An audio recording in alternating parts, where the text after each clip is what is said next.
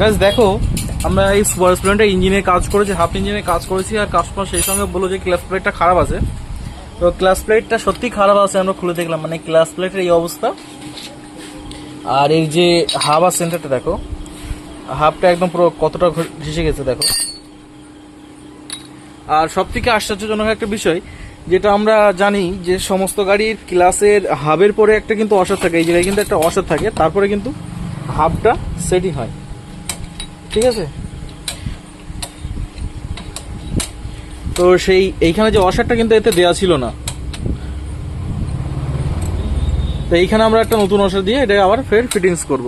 তো আমাদের এখন বর্তমান সময়ে মার্কেটে কিন্তু বহুত মেকানিক পাওয়া যায়, যারা এখনো কাজের বোঝে না, তারাও কিন্তু গ্যারেজ খুলে বসে আছে, ঠিক আছে।